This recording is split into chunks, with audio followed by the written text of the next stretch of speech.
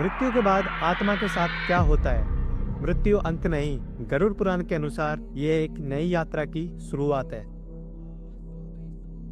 गरुड़ पुराण के अनुसार जब आत्मा अपने शरीर को छोड़ देती है तो कुछ समय तक वह अपने निर्जीव शरीर के आसपास ही रहती है, जिसमें वह अपने परिजनों का रोना, अपने अंतिम संस्कार की तैयारी और अपने निर्जीव शरीर को पड़ा हुआ देखती है।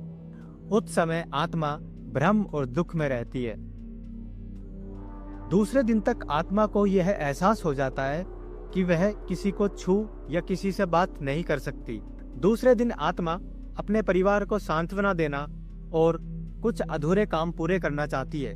इसलिए गरुड़ पुराण में कहा गया है कि मोह ही आत्मा की सबसे बड़ी परीक्षा बनती है। तीसरे दिन यमदूत आत्मा के पास आते हैं और आत्मा को आगे की यात्रा के लिए तैयार किया जाता है, जिसमें आत्मा को उसके कर्मों की याद दिलाई जाती है। 4 से 9 दिनों में आत्मा को उसके जीवन के हर कर्म दिखाए जाते हैं, जिसमें उसके अच्छे कर्म उसको अच्छे मार्ग की तरफ और उसके बुरे कर्म उसके कठिन मार्ग की तरफ लेके जाते हैं। क्योंकि गरुड़ पुराण में कहा गया है कि कोई भी कर्म छोटा या बड़ा नहीं होता।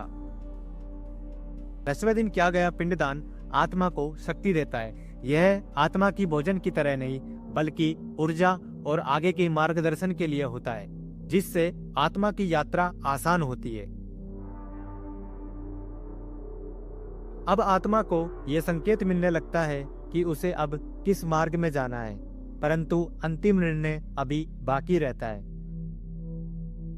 गरुड़ पुराण के अनुसार इन 12 दिनों तक आत्मा प्रेत अवस्था में होती है। 12वें दिन दान और श्राद्ध से आत्मा को प्रेत योनि से मुक्ति मिलती है।